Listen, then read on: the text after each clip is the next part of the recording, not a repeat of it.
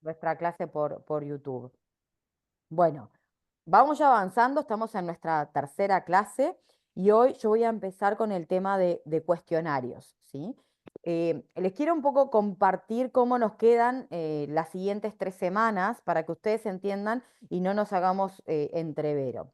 La clase de hoy yo voy a empezar con una PPT con ciertos cuestionarios que tienen que ver ya con la ansiedad precompetitiva, con la concentración, pero no me va a dar la clase de hoy para poder terminar esa PPT, porque son como 5 cuestionarios distintos. Y además tengo otra que tiene que ver con una evaluación de los motivos para realizar ejercicio físico que está en otra PPT. Es decir, que si ustedes hoy van, que ya están subidas todo el material, vamos a encontrar en el link un link que dice evaluación del ejercicio físico y ustedes ahí van a encontrar un cuestionario que se llama AMPES, que es autoinforme para los motivos del ejercicio físico, que yo se los voy a mostrar en el día de hoy. Tiene la corrección, ¿sí? Y tiene una PPT que nos ayuda a cómo corregir y tiene una guía de trabajo para entender cómo, de alguna manera, cómo se elabora. Eso lo vamos a ver si hoy me da el tiempo, si no, va a quedar para después. Después voy a arrancar con la PPT que sí voy a empezar, pero que no voy a terminar porque son muchos cuestionarios, que son 5, y esos están subidos en otra de las pestañas que dice cuestionarios para evaluar habilidades psicológicas deportivas. Entonces, seguramente me dé para poder avanzar en 2, que es ansiedad precompetitiva y concentración. Las próximas 2 clases yo voy a estar en España, en un congreso, entonces no las voy a dar yo las clases, las va a dar Estefanía Malán. Pero Estefanía no va a seguir con la misma PPT que yo, porque Estefanía va a hablar de los cuestionarios que ella validó al Uruguay, que es el inventario de burnout para deportistas, que es la escala de resiliencia, que es el LOT, que es el cuestionario de optimismo, y el cuestionario de optimismo deportivo. Entonces, ¿qué les quiero explicar? Que esta PPT va a quedar para mi regreso. Vamos a seguir viendo los cuestionarios que queden del día de hoy, más después vamos a tener otras 2 clases que es el informe, y si me queda algún cuestionario más pendiente que realmente valga la pena verlo, también lo vamos a tratar. ¿Ah? Entonces, para como hacer síntesis, hoy vamos a tener una clase que no vamos a terminar la PPT la reenganchamos cuando yo regrese de mi viaje, la clase que viene, cuando empiecen con Estefanía, van a utilizar un material que es otro, ¿ah? Que es distinto, que va a quedar igual en las mismas pestañas, pero que no va a ser la de hoy, ¿sí? Esto porque van a ver que es un montón, esperen porque hice relajo, es un montón lo que está preparado y no nos va a dar ni ahí para poder verlo hoy. Bueno, y esto ya me pasó el otro día, que es, acá está. Tengo tantos archivos abiertos. Recuerden que todas las PPTs arrancan así, pero que en su segunda lámina tiene el título específico de lo que vamos a ver. Yo voy a empezar hoy, además de hablar de cuestionarios específicos, a hablar del elemento del recurso cuestionario. Porque muchas veces los profesionales de la salud hablamos como creamos un cuestionario o elaboramos una encuesta, y la verdad que crear un cuestionario es una tesis doctoral, es una investigación de mucho nivel y de mucho trabajo. Y en general no creamos cuestionarios. Muchas veces usamos cuestionarios de otros o adaptamos lingüísticamente cuestionarios o validamos cuestionarios que fueron creados en un país y los llevamos al nuestro, como es el caso de lo que ocurrió con Estefanía, que ella adaptó y validó cuestionarios que fueron creados en España y los adaptó al Uruguay. Pero eso no es crear un cuestionario, ¿sí? Estas palabras de adaptar, validar, son muy importantes, porque no hablan de que el cuestionario se creó de cero, sino que toma ya un producto concreto que fue pensado y elaborado para una población específica, para una variable concreta, y a partir de ahí se lo lleva a una cultura en particular, como puede ser el Uruguay, como pueden ser los deportistas de alto rendimiento o como pueden ser los ejercitantes, ¿sí? Para entender nuevamente de que los cuestionarios son elementos o recursos y tenemos que volver a las dos miradas, la mirada cuantitativa y la mirada cualitativa. Y ahí vamos a poder encontrar que el uso de cuestionarios, que lo vemos acá, es un recurso propio de la mirada cuantitativa. No se usan cuestionarios desde el punto de vista cualitativo, ¿sí? Lo que sí puede pasar es que dentro de cuestionarios que pregunten o que tengan más un formato numérico o que sea o que apunte a generar una estadística, puede encontrarse cuestionarios que tengan preguntas abiertas o preguntas de corte que puedan ser interpretadas cualitativamente. Pero eso no significa que el cuestionario sea de uso cualitativo. El cuestionario es un recurso enfáticamente utilizado por la metodología Quanti que nos puede permitir generar más información cuando alguna pregunta pueda ser interpretada desde el punto de vista cualitativo. Si ustedes ven los recursos de corte cualitativo, no tenemos para nada el uso del cuestionario. Si, por ejemplo, aparecen documentos de valor que pueden llegar a ser fotos, imágenes, a veces un póster, un puzzle, pero no tiene que ver con este recurso tan propio como lo utiliza la metodología cuantitativa. Y después vamos a diferenciar lo que es un cuestionario de lo que es un test de lápiz y papel. Que un test de lápiz y papel o test de imágenes tiene más que ver con instrumentos o recursos de corte proyectivo, en donde justamente ahí hay mayor nivel de interpretación y de simbolismo.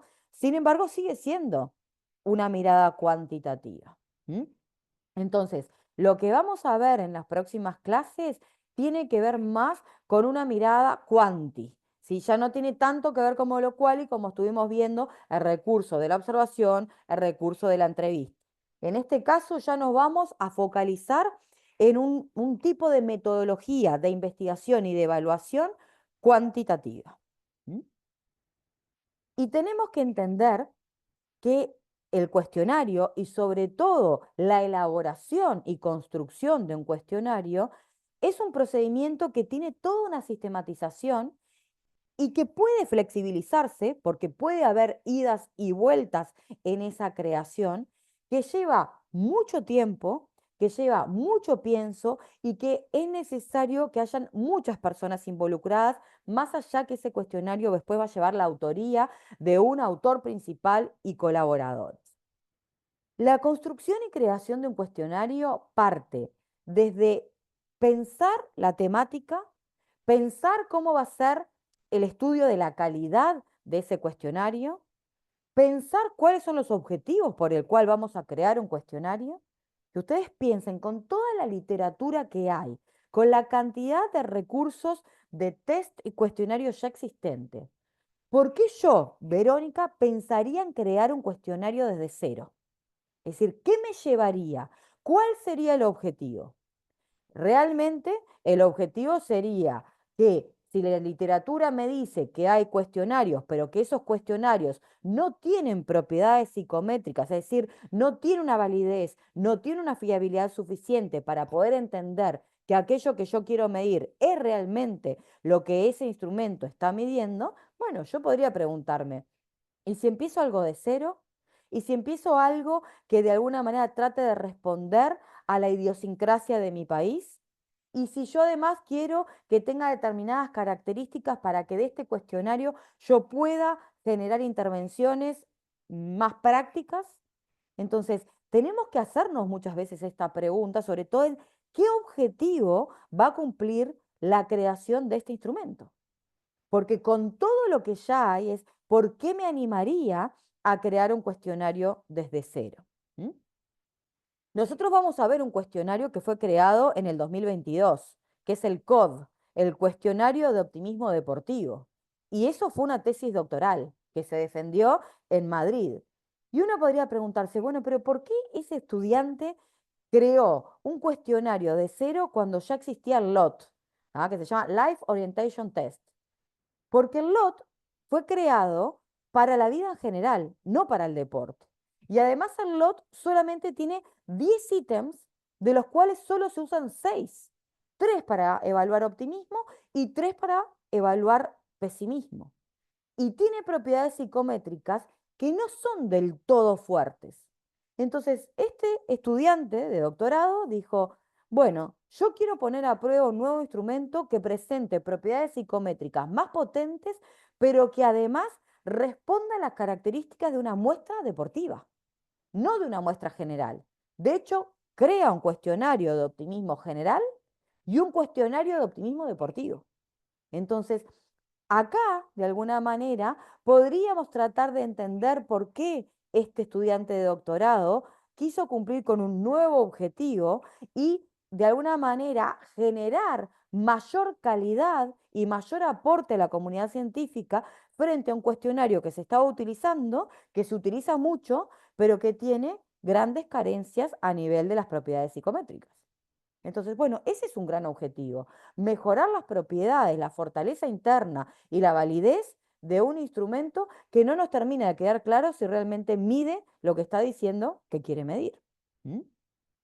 Además de esto, y por eso hice tanto detenimiento en el objetivo, también tenemos que pensar en cómo va a ser el diseño para elaborar ese cuestionario. ¿Cómo van a ser la redacción de sus ítems? ¿Sí? ¿Va a ser de forma afirmativa? ¿Va a ser de forma negativa? ¿Van a ser cortos? ¿Van a ser más bien largos? ¿Van a involucrar a ambos géneros? ¿Van a involucrar individuo y equipo? ¿No? Es decir, la tercera persona del plural y del singular. Es decir, me tengo que empezar a preguntar todas las características. ¿Qué tipo de preguntas voy a hacer? ¿Voy a pensar en un estudio previo más pequeño a lo que llamamos estudio piloto? ¿No? Y tenemos que terminar en este proceso que es muy sistemático y que yo le decía, es flexible porque tiene idas y vueltas, en tener un cuadernillo, es decir, en tener el cuestionario en ese formato que antes era formato papel y que hoy lo tenemos más bien en un formato digital, que permita poder encontrar todas esas preguntas que nosotros nos fuimos planteando y todo ese diseño en un solo lugar, recurso o forma. Entonces, es muy importante tener en claro que para poder generar un cuestionario tengo que cumplir etapas. ¿Y por qué decimos que estas etapas pueden ser flexibles? Porque muchas veces uno empieza a elaborar preguntas, empieza a generar o preguntas o afirmaciones o ítems, las empieza a redactar, las empieza a aplicar a un grupo reducido. Y, por ejemplo, denota que alguna de esas afirmaciones o alguno de esos ítems no es de fácil comprensión para las personas que respondieron ese cuestionario en ese grupo más reducido. Entonces se vuelve para atrás y volvemos a reformular esas afirmaciones o ítems para intentar que sea más claro, más simple y más comprensible para la persona que la está respondiendo. ¿Mm? A veces pasa que en esta construcción generamos algún tipo de afirmación, pregunta o ítem que pueda tener algún sesgo, ¿sí? Que pueda tener una predisposición negativa o que pueda tener una predisposición positiva hacia alguna respuesta o que pueda ser fuertemente cargado emocionalmente ese ítem o esa afirmación. Cuando lo aplicamos en este grupo reducido, notamos un impacto a la hora de contestar y eso es algo que tenemos que poder evidenciarlo y si es necesario volver atrás y repensar el ítem o la afirmación, se hace y nuevamente se vuelve a poner a estudio en este que se llaman estudios pilotos o ensayos. ¿Sí? Entonces, como ven, llegar a ese cuadernillo definitivo o a esa versión digital definitiva, no es solamente un camino de ida, es un camino de ida y vuelta, en donde hay muchas fases de prueba. De hecho, antes de llegar a la prueba piloto, muchas veces lo responden otros investigadores que no son el creador, investigadores que conocen de ese concepto, de esa variable que se pretende estudiar, y se le envía algo que se llama el juicio experto para ver si consideran que el contenido de ese cuestionario responde a las características de esa variable, está formulado de una forma adecuada y demás. ¿Mm? Por lo que ven, esta elaboración, no es para que uno se despierte un día y diga, ah, hoy voy a crear un cuestionario. Esto es un proyecto que lleva mucho tiempo, que se hace en equipo, no hay un único autor, sino que hay un autor principal y una serie de colaboradores, y hay mucha gente participando en esta construcción. ¿Ah? Yo les diré que hacer un instrumento desde cero puede llevar 3, 4, 5 años, por eso se asocia mucho a una tesis doctoral, porque es lo que lleva aproximadamente a hacer una tesis doctoral. ¿Mm? Hasta acá. ¿Qué les parece? O sea, ¿tenían idea de que el cuestionario, que es algo que parece muy sencillo de administrar, que es muy económico, que accedemos fácilmente a ellos, detrás en su elaboración tenía tanto trabajo y tanto pienso? 5 años no, profe. pero, ¿Mm? pero está a la todo el año que pasar tampoco, diría mi criollo. Sí. Hay gente que, hay cuestionarios que pueden haber llevado 10 años, ¿eh? Porque incluso una tesis doctoral puede ser la creación del cuestionario y después, cuando uno lo va poniendo a prueba, o sea, perfecto, te aprobaron la tesis, pero cuando después vos querés que la comunidad científica lo utilice y no lo utilizan porque las propiedades psicométricas no son del todo fuertes, vos tenés que seguir haciendo ensayos. Y a Lo ver, que pasa es que, claro, yo tampoco me imagino que vos, porque lo que busca lo cuanti es generalizar, ¿verdad? mm, Me imagino que vos tenés que estar cada vez más seguro y con más empirie para poder generalizar después conclusiones o lo que vayas. Entonces es algo realmente jodido porque vos no vas a decir, ah, es para este grupo, ta, ta, ta. No, vos vas a decir, para todos los que tal cosa, esto. Tantos ítems te exactamente. van a medir esto. Entonces vos tenés que estar lo más seguro posible dentro del margen, ¿verdad? Y están ahí los 5 o 10 años. ¿Mm? Es que ahí es Santiago justamente cuando uno va probando en diferentes muestras y ahí va empezando a observar. Si ustedes, muchos seguramente conozcan el cuestionario del CPRD, las características relacionadas al alto rendimiento, es un cuestionario que construyó Buceta pensando en futbolistas. El CPRD fue creado para el fútbol. Sin embargo, con el correr del tiempo se creó el CPRD-F, que es el CPRD factorizado, y que después empieza a responder a deportes colectivos. Entonces, empezó siendo específico de un deporte, pero ¿cómo se consolida el CPRD como un cuestionario ampliamente utilizado para conocer las características de los equipos deportivos y del rendimiento? Bueno, porque a lo largo del tiempo fue mostrando propiedades psicométricas adecuadas que no solamente eran para el fútbol, sino para el hockey sobre césped, para el básquetbol, para el rugby, para todos aquellos deportes que tenían el corte colectivo. ¿Mm? Entonces, claro, pero si pensamos desde que se creó hasta todas las versiones que hay, han pasado mucho tiempo. ¿Mm? No sé Sí, si yo Dani o Bruno. no sé si Damián había abierto el micrófono No, habla, habla, o habla no. vos, Ah, sí. está. No, que yo he tenido ahí como una aproximación en una materia de facultad con un docente que es investigador, que se llama Álvaro Mailós, o Álvaro Mailos, Mailos. Ma- Mailos. Álvaro y Mailos, yo publicamos juntos un artículo hace muchos años y lo conozco y trabajamos juntos en la Universidad Católica. ahí va, bueno. Capaz que era este mismo artículo, uno que medía el rango del segundo y Sí, cuarto dedo sí, como indicador cuatro dedos indirecto. de. Sí, Ahí va, de sí, sí. testosterona y creo que la muestra fue con juveniles De de Nacional. deportistas, ahí va. Eh, y bueno, había una materia en facultad que yo hice con él donde, bueno, nos aproximó bastante bueno, todo lo que tiene que ver con el diseño de los cuestionarios y bueno, sí, por supuesto, de esto de la colaboración también bueno, contaba con diferentes investigadores de otros lugares también. Eh, Así que bueno, más o menos hay una aproximación, una idea al tiempo que lleva y al trabajo que lleva, sobre todo también cuando uno va exponiendo los avances y recibe como todas estas críticas y va como todo el tiempo teniendo que repensar su proyecto, y después obviamente aplicarlo. Pero bueno, fue con él ahí como una muy linda experiencia que tal vez no era tan habitual, por lo menos en Facultad de Psicología, tomar contacto con ese tipo de enfoque. y sobre todo acostumbrarse también a la lectura más de artículos, ¿no? Que capaz que uno no venía tan acostumbrado, pero estuvo muy bueno. ¿Eh?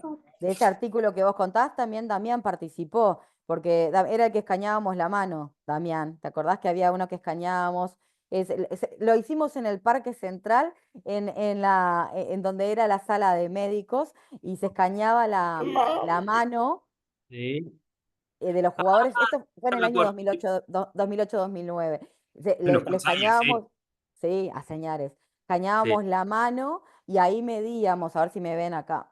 La tengo que estirar así, mi mano es tan grande. Medíamos de acá, primero hasta acá, era una medida, y después tomábamos esta distancia. Habíamos creado un aparatito que era como, no sé, era como si fuera un sacacorcho, que además del escáner te medía una parte y te apretaba, todo artesanal. Y ahí justamente, bueno, toda la creación fue de Álvaro, porque Álvaro es doctor en biología, ahora también es doctor en psicología, pero nosotros le dimos la muestra nacional. Entonces, ahí veíamos todo lo que tenía que ver con, era, si bien se pasaba un cuestionario que ya estaba creado, que era la Q, que tenía que hablaba de la agresividad, rasgo de las personas, porque también la testosterona medía un poco el nivel de agresividad que había en estos jugadores, lo cotejábamos con un cuestionario. Pero toda esa parte del escáner, de acá, todo fue artesanía, porque no había mucha información. Y esto dejó para mí, miren,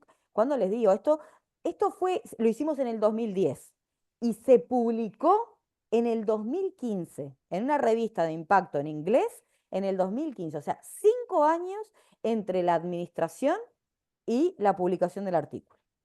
Y acá no era crear un cuestionario, era un cuestionario que ya estaba y una medida psicofisiológica, medida de forma totalmente artesanal por nosotros. Y ahí Dami estuvo algún pasante más estuvo porque necesitamos medir, no me acuerdo qué cantidad, éramos todos los chiquilines nacionales, eran cerca de 200 jugadores. Sí. No sé si después tomó muestras en otros clubes. Puede Creo que ser que después. Juventud tomó también, porque eh, en ese momento yo jugaba en formativas y creo que hizo medidas ahí en ese tiempo, pero tal, por esas cosas de que las casualidades no me tomaron la muestra a mí, pero fue como contemporáneo el momento en el que hizo el estudio. Ya no me acordaba la fecha de publicación, pero sí sabía que era más o menos por esa fecha que Sí, se había publicado. ojo, la publicación fue con los datos de Nacional, porque además en ese también se medían, y esos fueron datos que en un club como Nacional los tiene, la cantidad de tarjetas rojas y amarillas que hubo a lo largo de toda la temporada. Entonces se cotejaba nivel de testosterona medido a través de la mano, cuestionario de agresividad, rasgo y tarjetas rojas, amarillas y minutos jugados, porque ponele que vos hayas jugado recontra pocos minutos y tuviste varias tarjetas rojas. Y justamente lo que dio el artículo, que había una gran relación entre el nivel de testosterona, los minutos jugados y la cantidad de tarjetas. O sea, que todo dio, y por eso lo publicaron, porque esta es una teoría, la teoría 4D2D, es una teoría sumamente contrariada. Hay mucha gente a favor y mucha gente en contra. Sin embargo, fue tan contundente los resultados que decidieron publicarlo en una revista de impacto, ¿no? Entonces, yo recuerdo toda la dinámica de ese artículo, ¿sí? Yo era coautora, porque no es una variable de las que sean, de las que yo estudie, pero fue muy, muy importante. ¿M? Para poder avanzar un poquito más, hay que comprender que realmente, más allá de todo el tiempo que lleva la elaboración de un cuestionario, una vez que tenemos este producto, tiene muchas ventajas. De ahí lo importante de conocer y revisar la literatura para saber cuáles son los que existen y qué propiedades tienen, porque una vez que los conocemos, las ventajas son innumerables, ¿no? Primero que nada, facilísimo de administrar, puede ser vamos a decir, en persona, cara a cara, o puede ser en cualquier versión digital de las que hoy tenemos. Puede ser también cara a cara y de forma colectiva. Ustedes recuerden cuando en la clase pasada hablamos del tiempo que llevaba la entrevista, la transcripción, el análisis, la codificación, mientras que podemos administrar un cuestionario que lleva 20 minutos su respuesta y quizá en 2 horas podemos tener cientos de personas que respondieron el cuestionario. Sin embargo, en 2 horas quizá podamos haber hecho 2 entrevistas y nada más que eso. Entonces, realmente la economía de tiempo que tiene y de costos en general es enorme. Lo otro, permite un análisis cuantitativo que, como hoy hablaba Santiago, nos permite de alguna manera hacer generalizaciones. Pero también, si nosotros creamos un buen cuadernillo que permita tener una ficha sociodemográfica de datos, nos va a permitir hacer análisis cualitativos. Porque cuando nosotros unimos, por ejemplo, el motivo por el cual la persona quiso practicar este deporte, y después, por ejemplo, tenemos la variable motivación y vemos qué es lo que quita esa motivación, con ese dato más de corte cualitativo y con lo que nos da el cuestionario, ya empezamos a poder entender determinada cantidad de cosas, ¿no?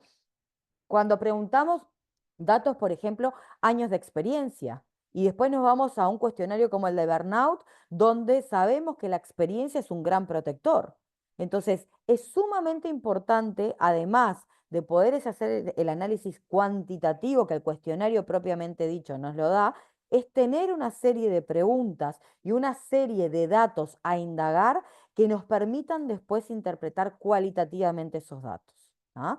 Por ejemplo, preguntar si tienen familia o no. Hay muchos cuestionarios que nos van a poder, de alguna manera, nos van a poder permitir interpretar que la familia puede ser una red de contención o al revés, puede ser algo que genere coacción social. Pero si nosotros no preguntamos eso, el cuestionario en sí mismo no lo tiene, esos datos jamás los vamos a poder inferir.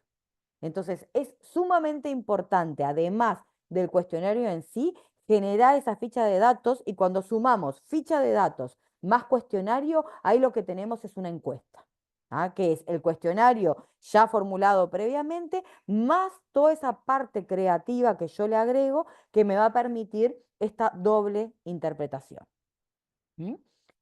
El cuestionario además permite estandarizar datos, porque una vez que yo tengo estos resultados, es como lo que decía Bruno, después, en el caso de Álvaro, pudo continuar sumando muestra que le permitiera aumentar esa población y ese conocimiento acerca de lo que le pasan a los deportistas uruguayos o a los futbolistas del Uruguay en general, y ya no solo del Club Nacional de Fútbol. Si tenemos clara la consigna, es muy fácil de replicar. Es decir, cuando uno tiene la consigna clara, tiene el cuestionario y tiene los ítems para poder llevar a las diferentes dimensiones, es muy fácil de replicar. Lo que muchas veces pasa y la gente no toma esas medidas de forma previa, y por eso cuando hoy empecé la clase estaba comentando con Damián que tuvimos problemas con un cuestionario que queríamos pasar, es que yo antes de administrar tengo que tener la seguridad de contar con todos los datos. La consigna, el cuestionario, la forma de corrección y la forma de interpretación. Pero además, que una vez que yo tenga todo esto, si yo quisiera publicarlo, que el creador de ese instrumento me permita publicar. Y en general, si el creador es un investigador asociado a una universidad, uno le escribe, le pide autorización o, por supuesto, lo nombra a la hora de utilizarlo y no hay ningún problema. Pero cuando el creador es una empresa como TEA, que es una industria que genera test, ya no es a un autor que hay que pedir, sino hay que pedir a una organización en sí, que además tiene fines de lucro. Por lo tanto, lo que quieren es venderte el cuestionario. Entonces ahí, por ejemplo, sería un grave problema, y esto es lo que nos vimos reflejado en estos días, de utilizar un cuestionario que no tengas ese aval, que sea de pago y vos ya lo tenés, no lo pagás y que después te bloquee a la hora de querer publicar o te al revés, te haga una queja enorme donde quedemos muy mal parados a nivel de la comunidad científica. Entonces, antes de pasar, yo tengo que tener muy claro todo esto. Tengo todos los datos, tengo todos los permisos, sé realmente cómo poder utilizar esta información, porque si no, tenemos un montón de cuestionarios, pero no sabemos de alguna manera cómo analizarlos. Y lo peor, ¿qué le voy a devolver al deportista? Por lo tanto, si bien tiene muchas ventajas, yo tengo que tener claro antes de administrar si cuento con todo esto. ¿Mm? Como ya les comenté, en general es de muy bajo costo, salvo como en estos casos, cuando hay que comprarlos, bueno, ahí ya el costo no es tan bajo y hay que pensar si quizá no hay otro instrumento que sea gratuito y que no tenga propiedades psicométricas similares. ¿Ah? También el uso del cuestionario es muy útil para casi todas las poblaciones. Y acá yo les preguntaría, ¿qué poblaciones creen que se quedarían fuera del uso de cuestionarios? Y de cuestionarios formulados, como decíamos, de estas características más de corte cognitivo, con afirmaciones, con preguntas, con redacciones que a veces pueden empezar con una negación. ¿Quiénes no serían tan apropiados que utilizaran este tipo de recurso?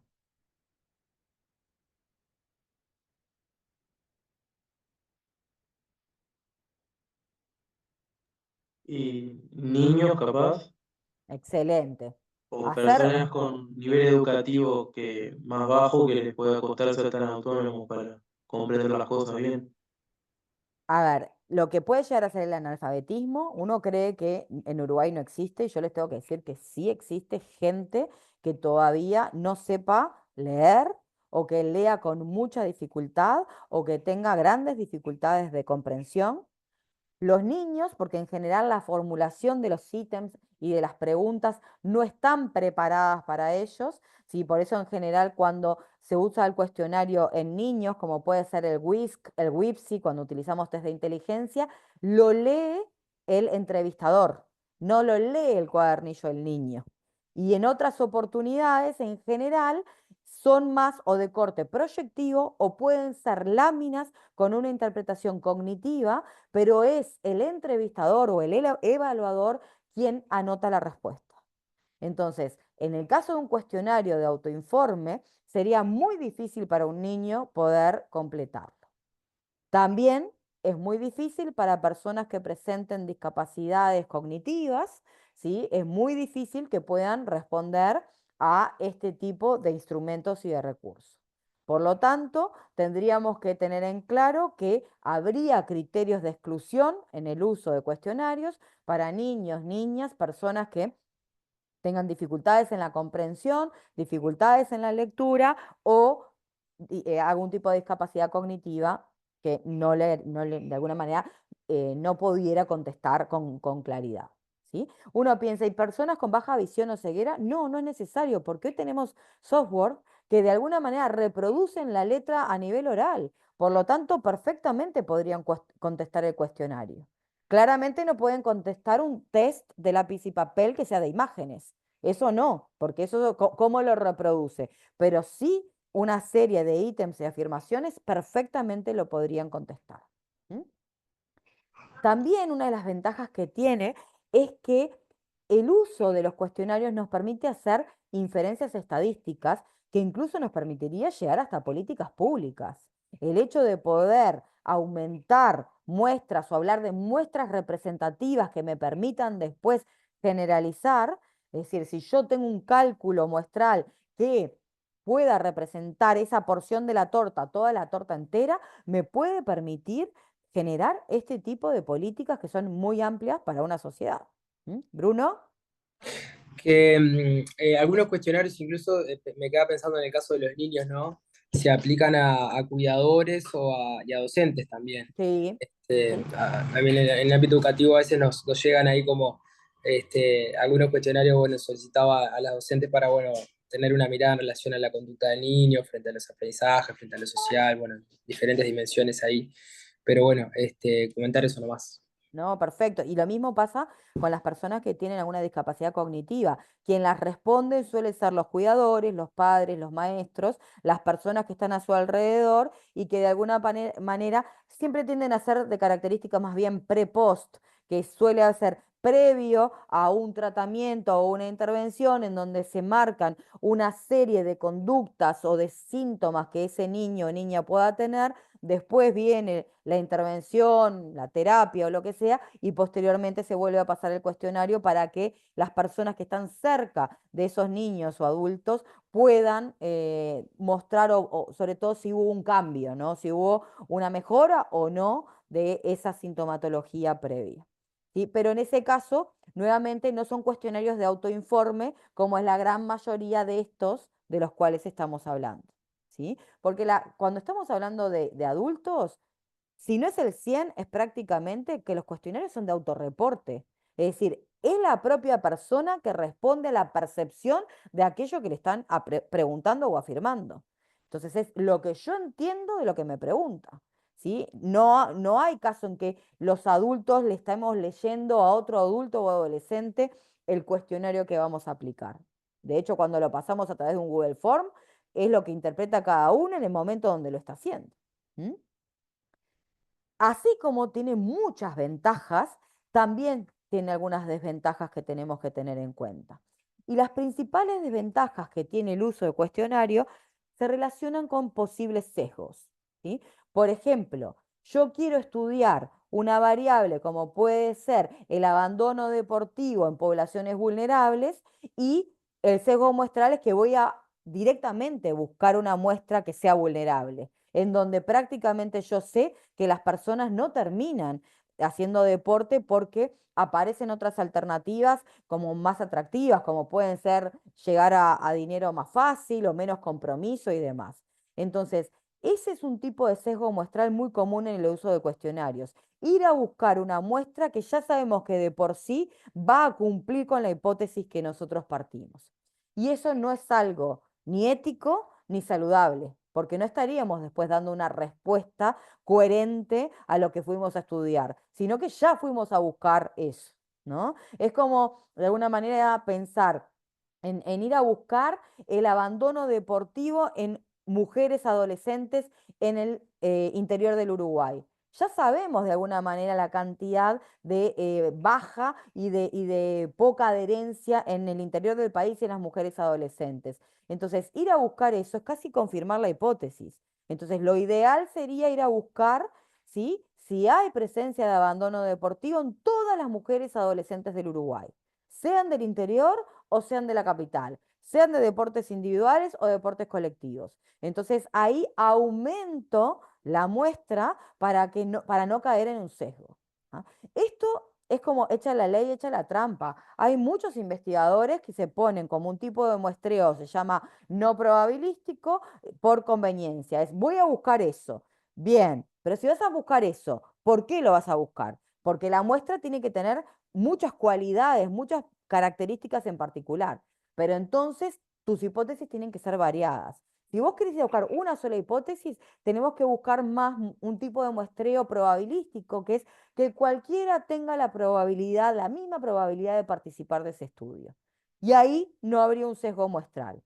Pero esto no ocurre. En general, vamos directamente a buscar aquello que sabemos que más o menos nos va a responder a lo que queremos encontrar. Por lo tanto, si partimos de eso, estamos mintiendo. No estamos dando algo que después se pueda generalizar. Si fuimos a buscar específicamente eso. Entonces, hay que tener cuidado y por eso es tan importante que antes de ir a evaluar y de ir a investigar, pase por un comité de ética, porque el comité de ética nos corrige todo esto. Dicen, pero pará, ¿por qué esta muestra? ¿Por qué no otra? ¿Y por qué este cuestionario? ¿Y por qué no otro? ¿Y por qué esta pregunta? Entonces, cuando uno pasa por un comité de ética, y no es solamente para investigar, para evaluar también, nos da como mucha claridad de que estamos haciendo lo correcto. Entonces, a mí me da tranquilidad cuando yo lo paso.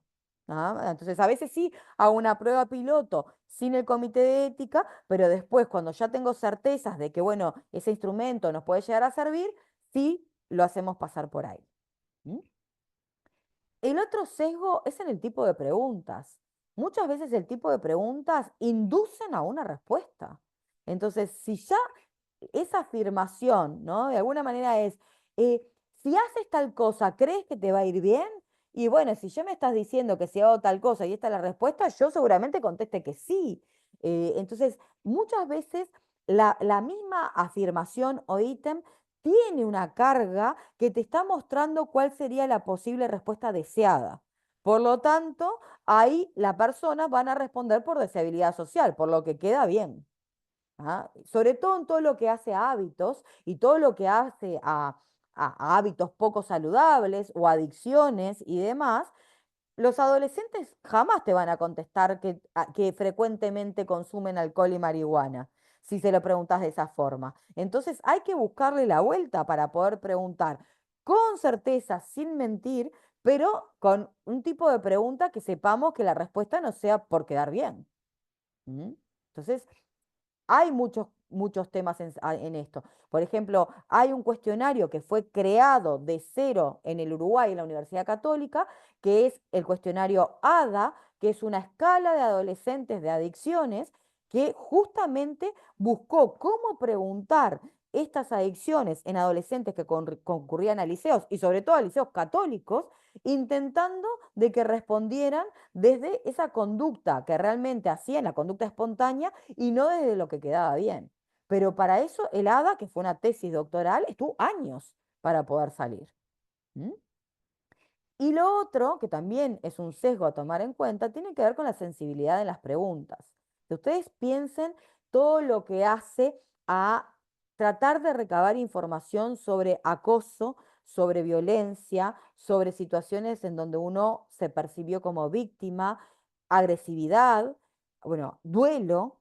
Hay un montón de preguntas que tienen una gran carga emocional. Y muchas veces, si nosotros no tenemos claro estos sesgos, podemos revictimizar a esa persona en el momento de responder el cuestionario. Por lo tanto, hay que pasar por muchos filtros para tener en claro que no vamos a caer en ninguno de estos sesgos. ¿Sí? Para que se den cuenta de que esto es cosa que nos pasa muy frecuentemente, ¿no? Preguntas que le pueden hacer sentir a la persona cierta sensibilidad, preguntas que pueden tener cierto tono actitudinal o amenazante.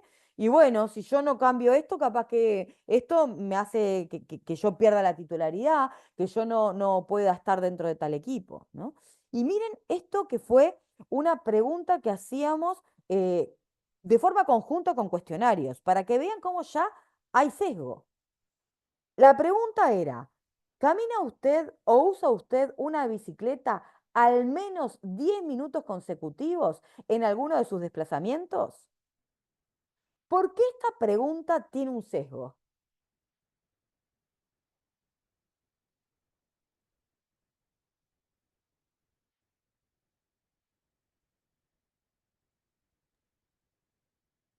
¿Dami? Porque dice eso, al menos. O sea que ya te está dando que mínimo tenés que hacer algo. Sí, en ¿No? realidad, ahí vos te estás poniendo lo que vos considerás. No te está, para que no tenga sesgo es cuánto tiempo vos, o sea, dedicás tiempo y que te ponga lo que piense, no lo que vos ya lo estás marcando hacia dónde tiene que ir. Perfecto. Imagínate que la pregunta, en vez de sea, ¿camina usted o usa usted una bicicleta? Al menos te pregunte, ¿tiene relaciones sexuales al menos 3, 4 veces por semana? Y vos decís, y yo no, yo tengo una. Entonces vos decís, entonces estoy por fuera de lo esperado o estoy por fuera. Este está marcando que vos O, no cumplís con la condición. o vos decís, ¿por qué me pregunta este tiempo o al menos tanto? Algo hay acá. Por lo menos te da para sospechar de, ¿por qué me está preguntando esto? ¿Mm? ¿Qué hay algo que esté bien o que esté mal? Y además no tenemos claro si los 10 minutos era lo esperable o no. Entonces, una redacción que eliminaría el sesgo es, ¿camina usted o usa usted una bicicleta por tantos minutos o más de forma consecutiva o por varios minutos o más de forma consecutiva en alguno de sus desplazamientos? ¿Mm? O hasta preguntar, ¿cuánto camina usted? ¿Utiliza la caminata para hacer desplazamientos? Entonces, podemos pensar en recabar la misma información sin el sesgo de al menos. Pero revisen ahora las veces que ustedes han respondido cuestionarios o encuestas. A mí muy frecuentemente la palabra al menos ha aparecido. Es, ¿usted consume alcohol tantos días por semana o al menos el fin de semana? Ya ahí te va diciendo, decir, ese es un sesgo. Entonces, es sumamente importante que tengamos en cuenta que aunque la redacción no parezca amenazante, el hecho de preguntarlo de esta forma te está dando un parámetro de que hay algo que marca ese límite y que si yo no lo cumplo, quedo por fuera de esa condición. ¿Ah? Y esto, yo les traía el tema de lo sexual porque la gente en general se siente muy como por debajo de si no cumple con esos estándares. Quizá en un recorrido no, pero preguntémosle a un deportista, si te preguntan si llegás al menos 500 abdominales por día. Pero si yo no llego, entonces no soy deportista de alto rendimiento o entonces estoy por debajo del resto. Entonces, es una pregunta con sesgo. ¿Ah? Y muchas veces no la tomamos porque no percibimos la amenaza, porque no percibimos la condición. Bueno, esto es algo mínimo a tener en cuenta. ¿Mm? Y para poder ir cerrando esto de lo que es el cuestionario en general, sí es importante tener claro estas etapas que hay que cumplir, que hoy veíamos, esto de que era sistemática, pero que es flexible. Sí, es verdad, pero a ver, lo primero que tenemos que pensar es claramente es qué información es la que queremos ahondar, profundizar y crear, ¿no? Es sobre qué variable, sobre qué tema. Bueno, y una vez que tenemos eso definido, vamos a ir a buscar mucha, pero mucha literatura, sobre todo para no caer en un plagio, ¿no? Para ver que ya hay alguien que lo creó, que lo elaboró y que yo no lo estoy tomando como propio. Después hay que decidir qué tipo de cuestionario es el más apropiado, porque recuerden que tenemos sobre todo varias formas de respuesta. Tenemos escala Likert, que es cuando la respuesta es una valoración numérica, ¿sí? Tenemos preguntas abiertas, que es cuando la persona puede expresar todo aquello que desea. Tenemos el tipo de preguntas semiestructuradas, que es cuando me dan opciones de respuesta, A, B, C. Entonces, tengo que pensar para este tema qué es lo que sería el tipo de respuesta más importante. Una valoración, una pregunta abierta, una opción de respuesta. ¿Mm? Después vamos a elaborar esta primera versión en donde vamos a trabajar mucho el redactado, la vamos a examinar y revisar y en esta etapa sobre todo lo mandamos a jueces expertos, a personas que sepan mucho del tema y les mandamos el cuestionario con una tablilla para que evalúe ítem por ítem. Y se tiene que evaluar como mínimo 3 expertos cada cuestionario, porque hay que llevar un coeficiente de acuerdo para poder decir que los expertos dijeron que tenía una validez de contenido. ¿Ah? Una vez que contamos con esto, vamos a poder hacer ese primer pretest, que es sobre todo este estudio piloto, que es donde vamos a recabar cómo se llevó a cabo la administración de ese cuestionario, si hubo algún tipo de ambigüedad, de dudas, de confusiones, y después de que hacemos esta vuelta, si es necesario, a reexaminar, es que podemos llegar a editar ese cuestionario que permita que posteriormente las personas lo puedan reutilizar. Entonces, como verán, esto tiene muchas, pero muchas etapas que se deben ir cumpliendo en ese orden, pero que se puede ir para atrás. Es decir, que antes de la versión final puede haber etapas que van y que vienen. ¿Ah? Sobre todo en estas dos de reexaminar y pretest. Reexaminar y pretest. Se hace muchas idas y vueltas antes de llegar a esa, vamos a decir, edición final. ¿Ah? Hasta acá, ¿cómo vamos con el tema del recurso cuestionario? ¿Ah? ¿Vieron? Que es amplio, que tiene que tener tener mucha información sobre qué es lo que vamos a evaluar, cómo interpretarlo, si tiene todos los requerimientos necesarios, porque si no vamos a aplicar una prueba que después no nos va a servir para absolutamente nada. ¿Mm? Bueno, para terminar con lo que es cuestionario en sí, hay muchos problemas lingüísticos que tienen los cuestionarios y por eso muchas veces lo que hacemos son adaptaciones o validaciones. Cuando yo hablo de adaptación, quiere decir que lo que vamos a hacer es cambios a nivel del lenguaje, muchas veces son cambios mínimos, sobre todo en términos que no son familiares para una cultura que no fue creada. Si, por ejemplo, por más que sean cuestionarios creados en España, hay algunos conceptos que no se entienden para nuestros deportistas, ¿sí? Hay palabras que uno dice, pero ¿cómo que no la entendés? Enfado, que es enojo. Bueno, cuando un deportista lee porque esto me enfada, muchas veces no terminan de entender que eso es enojo. Pero hay otros conceptos que son mucho más complejos. Por ejemplo, el cuestionario de compromiso deportivo tiene un ítem que dice, ¿cómo te hace sentir ser un rajado? Y ser un rajado es ser un cobarde.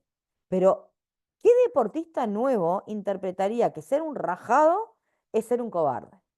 Entonces, ese tipo de palabras ameritan una adaptación lingüística, que es que justamente personas del entorno, es decir, de nuestra propia cultura, sería en este caso del Uruguay, que conozcan de esa variable, en este caso sería la variable compromiso deportivo, puedan dar aval de que la palabra rajado y la palabra cobarde pueden ser sinónimos y que nosotros podemos hacer ese cambio para que sea entendido en nuestra cultura.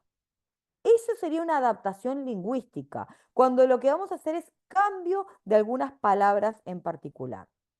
Ahora, cuando vamos a sacar ítems, porque hay ítems que para la cultura uruguaya le quitan fuerza al instrumento, es eliminar alguna de esas preguntas o afirmaciones, eso deja de ser una adaptación y pasa a ser una validación, que es que vamos a sacar aquellos ítems que para nuestra muestra le quitan poder y fuerza al cuestionario. ¿Por qué le digo esto? Porque a veces las personas utilizan la adaptación y la validación como si fueran lo mismo, y no es lo mismo. La adaptación es lingüística. Cambiamos palabras para que sean de mayor comprensión para nuestra muestra, porque las originales no resultan familiares o son imprecisas y no responden a nuestra idiosincrasia, ¿sí? Esa es una adaptación. Ahora, una validación es cuando vamos a buscar que el instrumento mida con toda su fuerza lo que puede medir. Y puede pasar que para el Uruguay haya un instrumento en donde tenga una dimensión con menos ítems que lo que fue creado originalmente.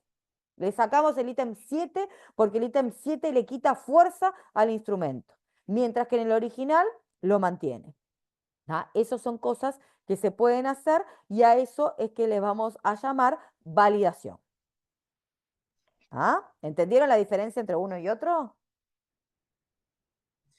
Sí, creo que Stay, creo que era, tenía una de las afirmaciones, hablaba creo que de desasosiego, que también es una palabra que no es como muy frecuentemente utilizada acá y mucho menos tal vez en el deporte. Sí. Más que en el STAI, yo creo que estás hablando del SAI, del de ansiedad precompetitiva, porque el STAI es ansiedad rasgo. Exactamente, sí, en ese. ¿Ah? El style, que es ansiedad de rasgo, lo usamos menos en el deporte, más allá que forma parte de una batería muy importante, pero el SAI 2 tiene muchas de estas afirmaciones y vos decís, bueno, desasosiego, no. Lo mismo después el POMS, que empezó el original con 65 emociones, después tenemos uno de 44, la gran mayoría no las entienden. Desvalido, que te dicen, ¿qué es desválido? No, es desvalido. ¿Ah? No tienen ni idea. ¿Qué es mal genio? ¿Malhumorado? Tampoco. ¿Qué es irritable? ¿Enojado? La gran mayoría no se entienden, no son conceptos cotidianos. Entonces, bueno, también hay que ver, no podemos cambiar lingüísticamente todo un cuestionario porque si no deja de tener la esencia del mismo y pasa a ser uno nuevo. Pero sí entender que esto son planteamientos que nos tenemos que hacer antes de ir a administrar un cuestionario. Los términos que utiliza son claros, son familiares y si no lo son, ¿lo podemos hacer nosotros el cambio o amerita a una adaptación? ¿Ah? Ya cuando hay que quitar ítems porque puede ser que tenga como ambigüedad dentro de sí y le quite fuerza, bueno, todavía es más importante aún. ¿Ah? Pero todo esto tenemos que tenerlo claro. Esto, por ejemplo, es algo que ocurre con mucha frecuencia en los cuestionarios, que empiezan con una negación.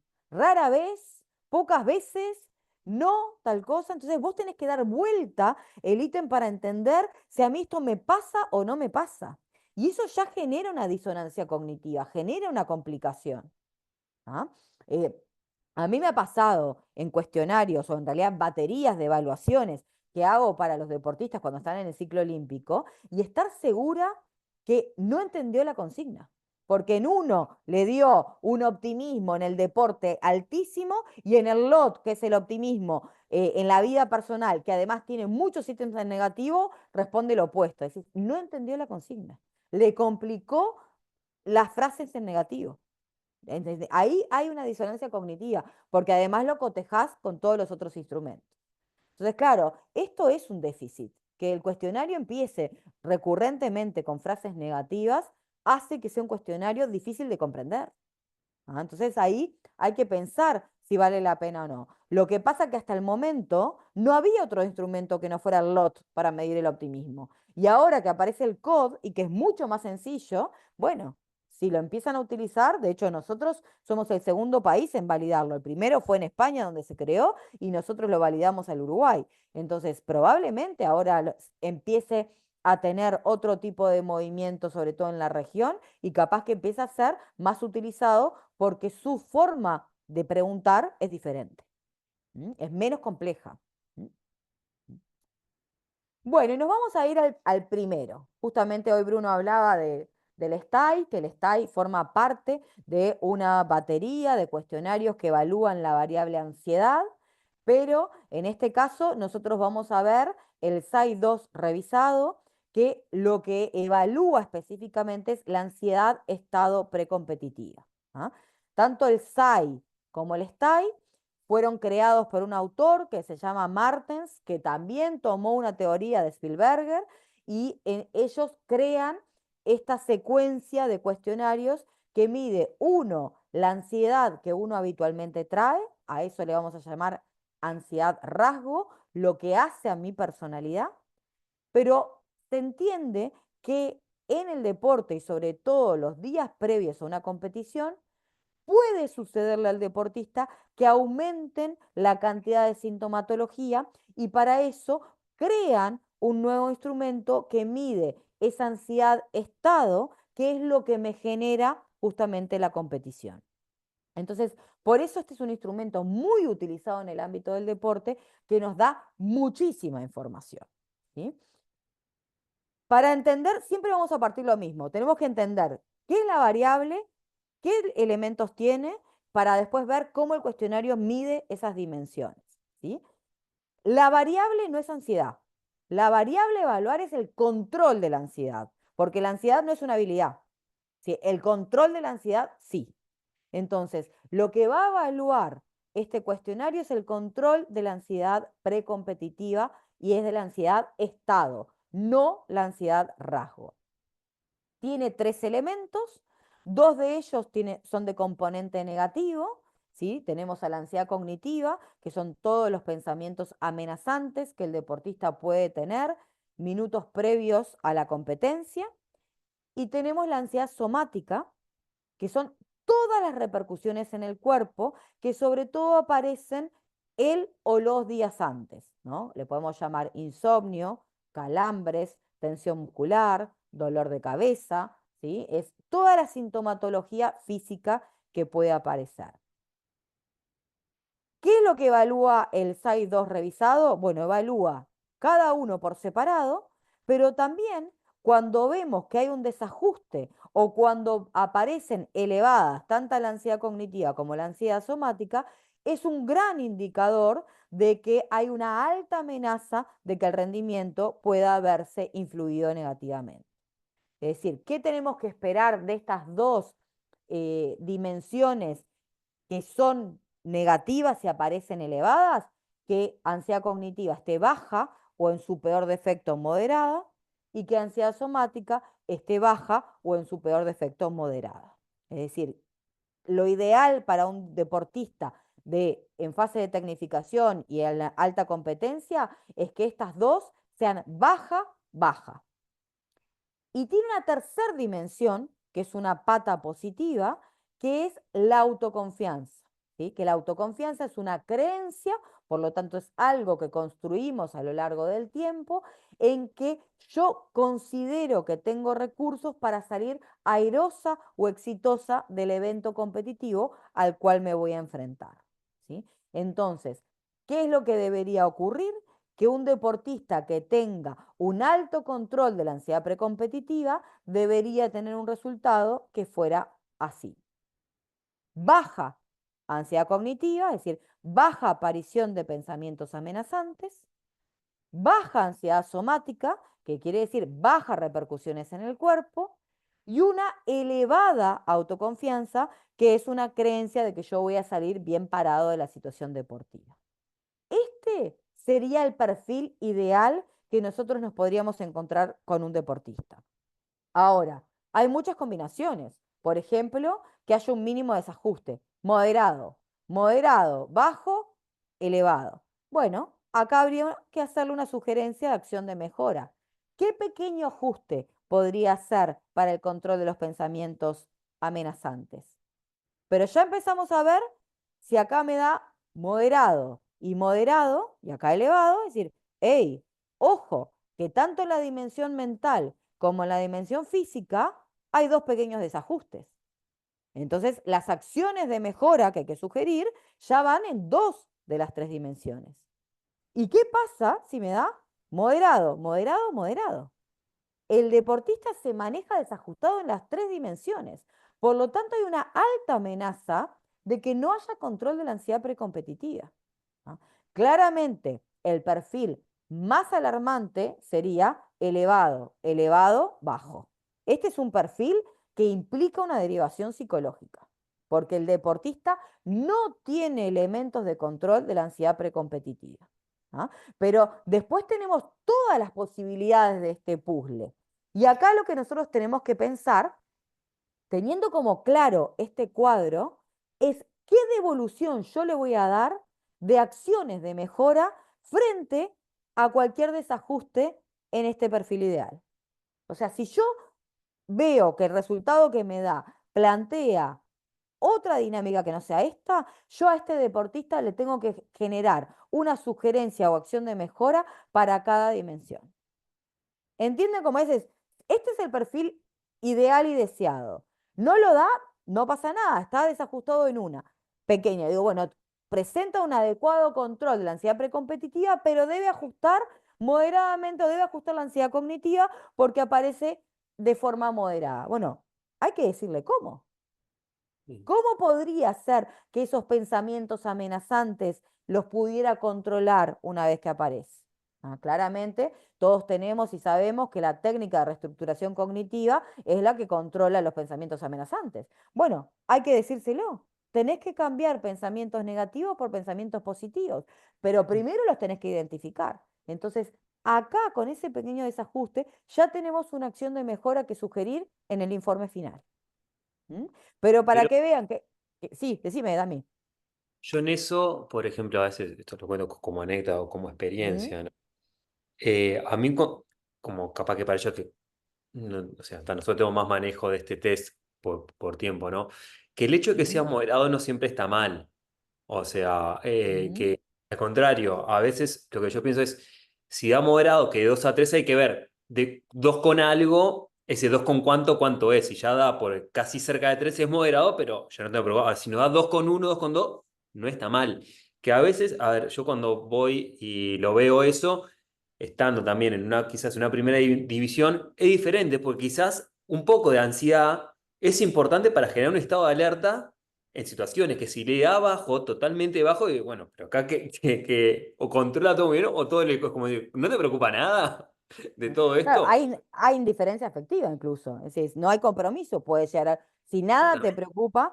Claro. Pero también es importante tener en cuenta que acá va a preguntar pensamientos de amenaza, porque vos podés tener pensamientos que puedan generarte algo de desconfianza o de alerta, pero acá va a la amenaza. Entonces, lo que sí es importante y muy importante lo que dijo Damián es en qué lugar del rango te da moderado, porque tenemos un rango y el rango me puede dar en el medio o me puede dar en los límites. Y si el límite moderado se acerca a casi un alto, quiere decir que hay un elevado grado de preocupación. Mientras que si me dio en el medio, pero más cerca del límite, sin casi ansiedad, bueno, de alguna manera es, sí, me preocupa, pero sobre todo porque es un evento importante, pero lo puedo controlar. ¿Ah?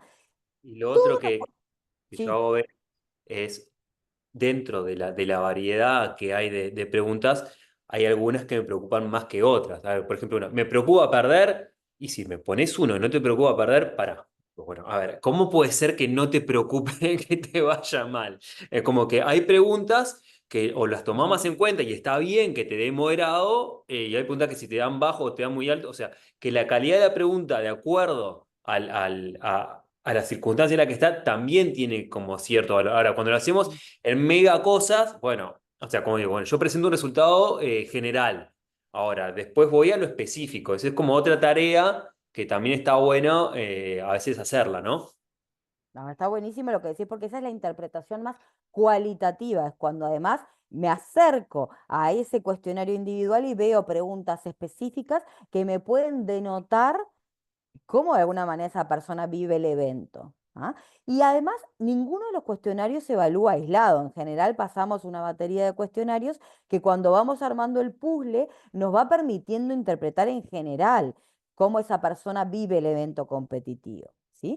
Pero es muy importante lo que dijo Damianes. Este es un esquema general que me da parámetros, pero después vamos a ir viendo qué pasa con las puntuaciones en sí, porque yo puedo tener un bajo, bajo, elevado, pero que el bajo y el bajo estén muy cerca del corte límite con el moderado. Entonces, pará, no es tan bajo, no es que nada me preocupaba. Hay un rango que está muy ahí, muy cerquita. Yo cuando Y, están muy cerquita de los límites les llamo como zonas ambiguas.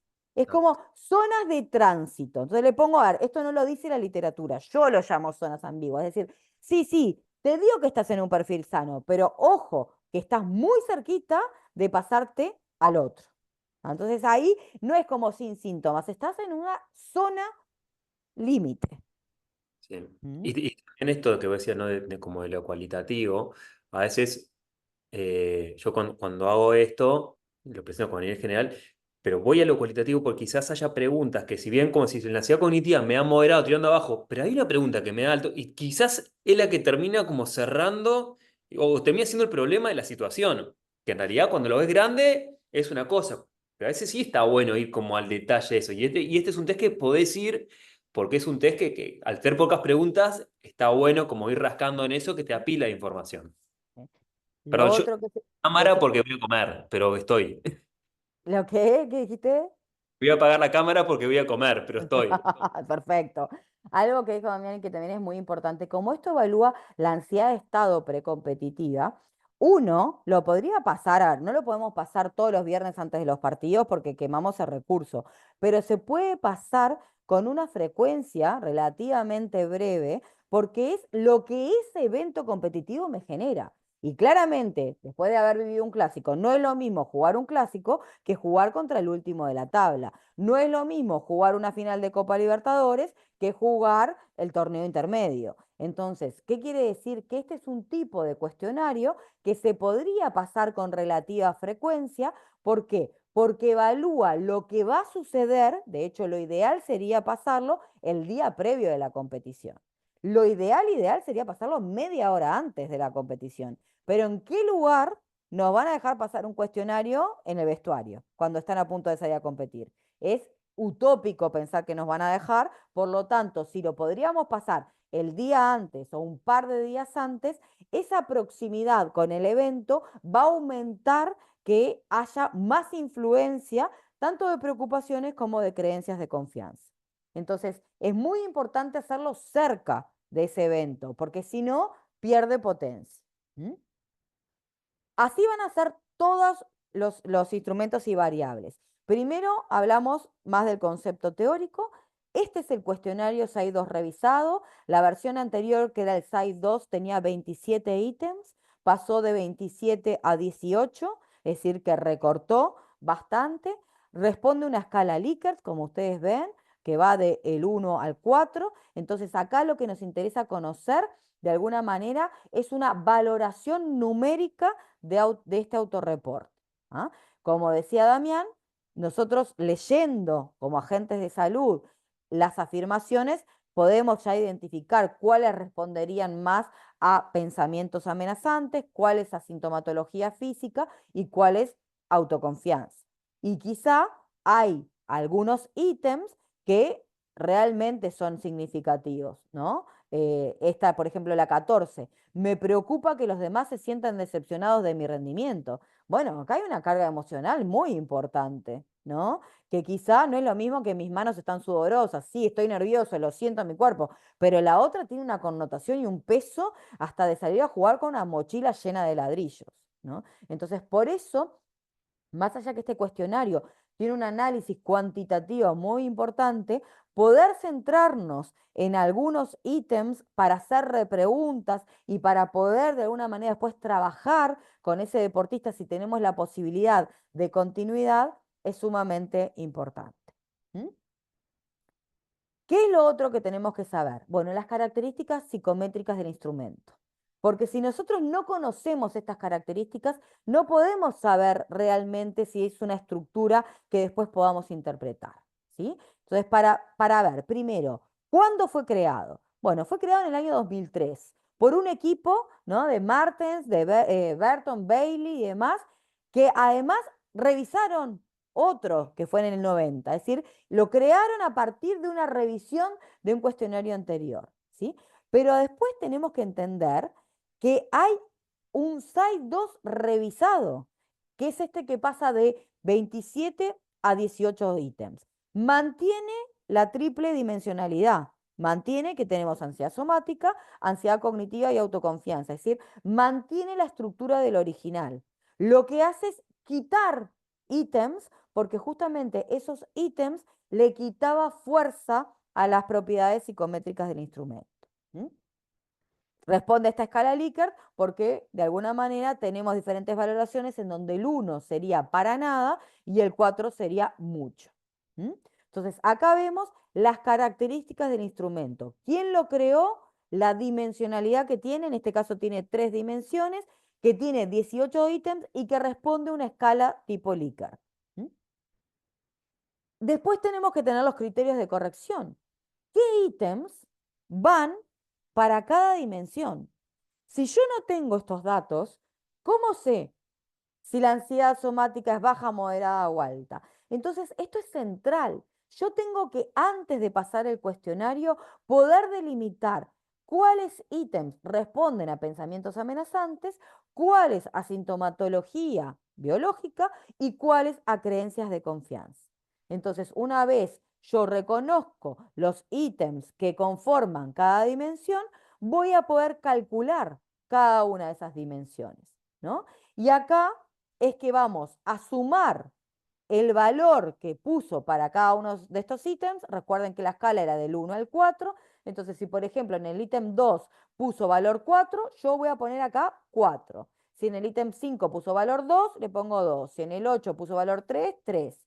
Y después de que sumo los ítems, los tengo que dividir por la misma cantidad de ítems. Entonces, por ejemplo, ansiedad cognitiva se divide entre 5, ansiedad somática se divide entre 8 y autoconfianza se divide entre 5.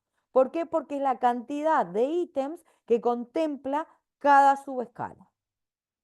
Me tiene que dar un valor que siempre va a tener que estar de alguna manera en 3. ¿Sí? Entonces decimos, si me da un valor que va de 0 a 1,99, vamos a estar frente a un nivel bajo de ansiedad. ¿Sí? Este es el primer rango. El primer rango que me corta es de 0 a 1,99.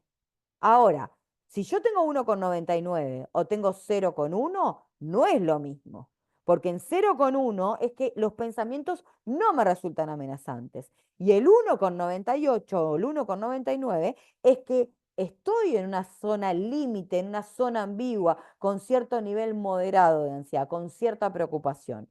Y esto es lo que hablaba Damián, que no solamente sirve poner en las categorías, sino entender en qué lugar del rango me dio. No es lo mismo estar próximo al 0 que estar muy cerca del 1,99. El nivel moderado sería entre 2 y 2,99.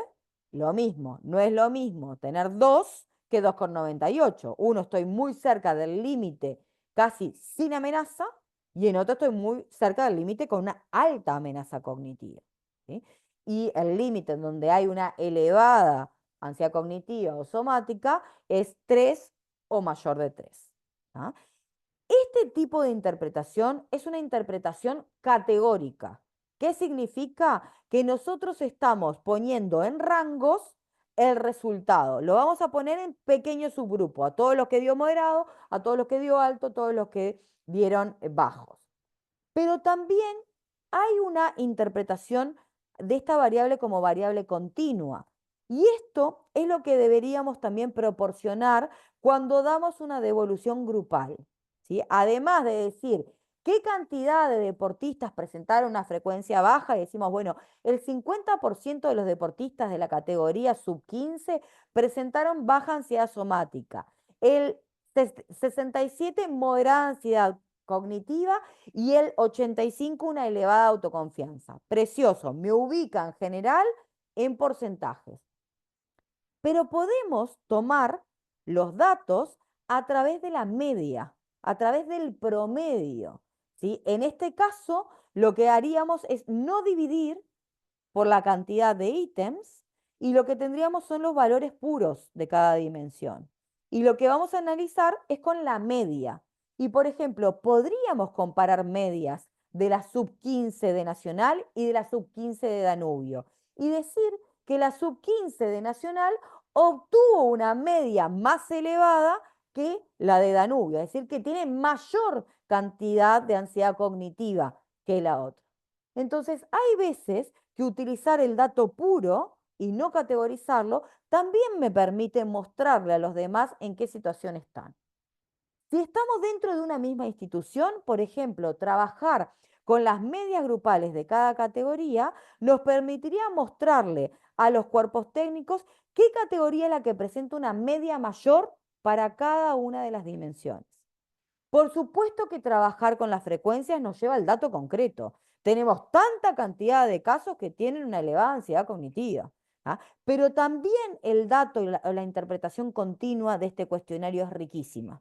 Entonces, yo lo que les invitaría es que a este cuestionario podamos hacer todas las interpretaciones que se le puede, desde el punto de vista categórico, desde el punto de vista continuo, desde el punto de vista cuantitativo, desde el punto de vista cualitativo. ¿Qué le dio a cada uno? Es un cuestionario con una riqueza enorme, como respuesta individual que me permite hacer ajustes a esa persona, así como una respuesta grupal que me permita decirle a la categoría lo que tiene que mejorar. Entonces, este es un cuestionario de una riquísima cantidad de información que hay que saber cómo transmitirla. ¿Dami? Mira, una cosa que lo pones como variables ahí de categoría, que en la parte de que sí aplica para la ansiedad cognitiva y la somática, pero en la parte de confianza es al revés. No, porque en realidad es siempre mayor a 3 lo que tendría que dar. Ah, claro, ahí tiene razón, que acá se continúa como autoconfianza, tiene que estar elevada para que sea potente, se contabiliza al revés. Ah, pero ahí, en general, nosotros ya tenemos preparados los datos, los Excel, para que te diga cómo es. Pero déjalo que está así porque esta manera es la manera que van a poder interpretar nosotros porque lo tenemos hecho a lo ambiguo. Está bien. Sí, ¿Tá? aparte la audiencia. No, y lo otro que decía de poder jugar con el test que te da pila de cosas.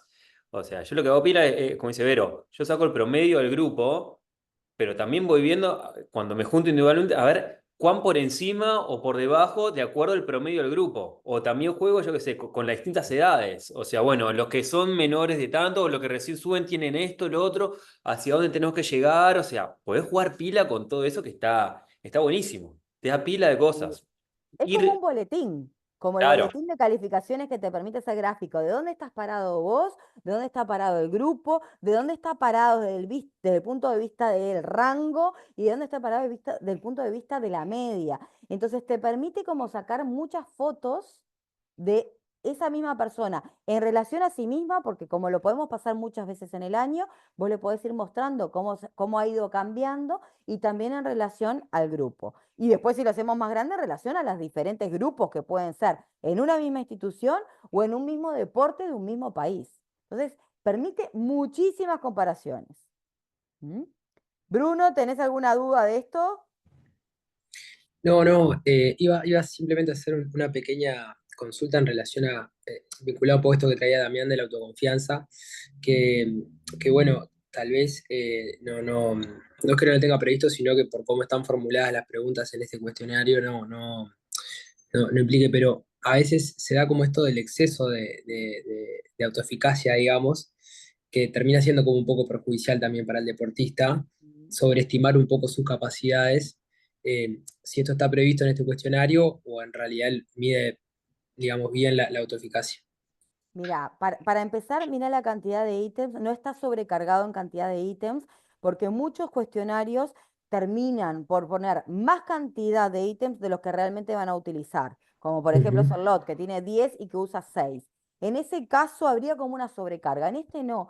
Pregunta lo que realmente va a utilizar y si vos mirás el contenido, no es un contenido sobrecargado de emoción y de la creencia, ¿no? De alguna manera es confío en responder bien ante la presión. ¿Tá? Son cuestiones de que tienen que ver además bien específicas del deporte y que no están sobrecargadas de una valoración que me puede también poner en riesgo, porque si yo no ajusto, también me puede poner en riesgo. Es un cuestionario que al tener tan pocos ítems que pregunten sobre esto, no lo maneja. Capaz que donde puede haber una sobrevaloración, sobre todo de emociones positivas, es en el POMS, en donde hay una sobrecarga tanto de las negativas como de las positivas, en donde en algún momento te dices, bueno, sí, sí, me tengo confianza, sí, sí, yo sé que puedo.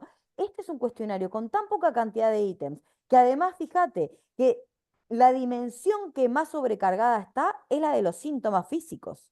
¿Ah? Pero también, ¿por qué? Porque el deporte, donde más sentimos y podemos hacer más visibles los nervios? En el cuerpo, En el cuerpo. mucho más que los pensamientos. Entonces, yo creo que no es un cuestionario que de alguna manera pueda tener una sobrevaloración o que pueda poner en riesgo al deportista por no ajustar en una autoeficacia real, lo que a veces podría ser como un falso optimismo, cuando vos te crees más de lo que sos. No, porque no pregunta demasiada cantidad, no es como incisivo ni residente en esta valoración positiva. ¿Ah? Es Bien, más, sí, yo, es mucho más lo que pregunta de la constancia del cuerpo que puede llegar a tocar la confianza.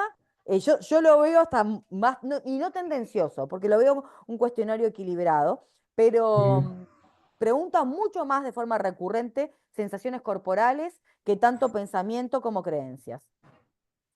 bien, buenísimo. Sí, no, y después me queda un poco esto también sobre todo eh, a partir de qué edad es comenzar a utilizarlo, tal vez que Ujú. tenga que ver más con las propiedades del cuestionario. Sí, casi todos estos cuestionarios apuntan y están pensados para empezar en la fase de tecnificación. Ninguno de estos cuestionarios son para la iniciación deportiva. Y la Ujú. fase de tecnificación se asocia con la adolescencia. Entonces, entre 12, 13 años es que se empiezan a utilizar estos cuestionarios y estos en particular no tienen un límite de edad. Es decir, que si tenemos personas que están jugando en la tercera edad y que están compitiendo, lo que sí tiene acá como requisito es que haya competencia porque es ansiedad preestado, o ansiedad estado precompetitivo. Es decir, que tiene que haber competencia. Entonces, decís, ¿este es un cuestionario para poder administrar a ejercitantes? No, porque lo que tiene que haber es competición. Si no hay competición, no se van a, de alguna manera, manifestar toda esta sintomatología. ¿Ah? Entonces, es sumamente Buenas. importante la presencia de esto, ¿no? De la exigencia de la competición. Y de hecho, la importancia de aplicarlo lo más cerca de ese momento competitivo. ¿Ah? De ahí la riqueza. ¿Ah? ¿Cómo devolvemos? Y hoy dijo algo, Damián, que es importante que vos tengas en cuenta. En general, nosotros digitalizamos todos los cuestionarios y cuando los llevamos a planillas, es cierto que vos tenés que manejar cuáles van para arriba y cuáles van para abajo. Entonces, por eso decía, ojo, que lo que nosotros hacemos es invertir los baremos o los parámetros. Pero cuando los corregís manual, no. ¿Tá? Eso es porque nosotros los hacemos para que poniendo los datos de un solo deportista, me dé los informes de cada uno. ¿Tá? Entonces, al digitalizarlo, vos tenés que generar una fórmula Excel que corresponda a los que van para arriba y los que van para abajo. Y como en este caso, autoconfianza empieza siendo sano, lo más elevado, y mientras que para los otros elevado es algo negativo, lo tenemos que invertir. Cuando lo corregís manual, no. Cuando lo corregís digitalizado, sí.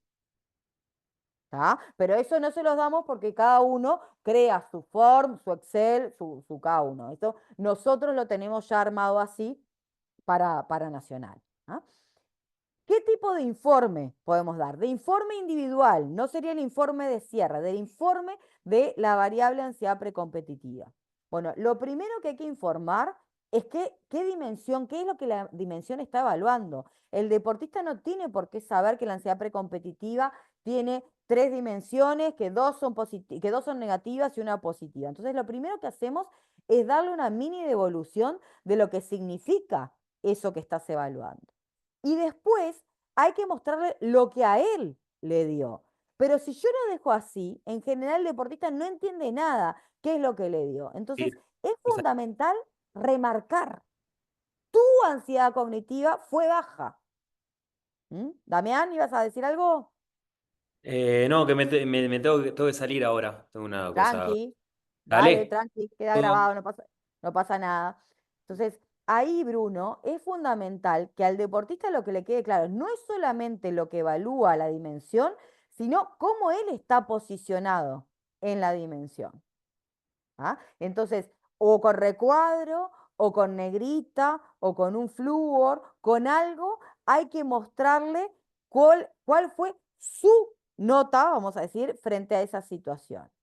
Lo mismo después pasa con la siguiente dimensión, que es la ansiedad somática, en donde le explicamos qué es lo que evalúa esa dimensión, después le explicamos lo que le dio y volvemos a remarcar, tu ansiedad somática es baja. Y acá para nosotros, como evaluadores, ¿qué nos empieza a pasar? Ya empezamos a ver el cuadrito, bajo, bajo, ¿no? Entonces digo, mirá, va ajustando a un perfil muy saludable. Está medio moderado acá, bueno, acá tendré que o ir a revisar los ítems que trabajan la ansiedad cognitiva o ver el rango donde me dio, si está en esa zona medio límite o si está en una zona bien determinada, ¿sí? Bueno, ¿y qué pasa con la pata positiva, ¿no? Entonces explicamos qué es la autoconfianza y acá aparece su resultado. Este es tal cual el resultado de un deportista, de que se le dio la devolución. ¿Qué tuvo? Tuvo el perfil ideal. Bajo, bajo, elevado. ¿Ah? Pero a veces ocurre y otras veces no. ¿Ah? Cuando devolvemos un informe al deportista en este momento, esto es lo que le damos. Ahora, cuando le hacemos la devolución final de todo el informe, hay que poner acciones de mejora para lo que le dio fuera de ajuste. Es decir, que si acá me hubiera dado moderado y acá alto, cuando voy al final le tengo que sugerir concretamente cómo mejorar y cómo calibrar en aquella dimensión que hubo desajuste. ¿Ah? Pero en este momento la devolución va a ser esta acá, ¿ah? En el cierre de este cuestionario. Después sí, vamos a ir uniendo con lo siguiente. ¿Ah? Bruno, preguntas, dudas.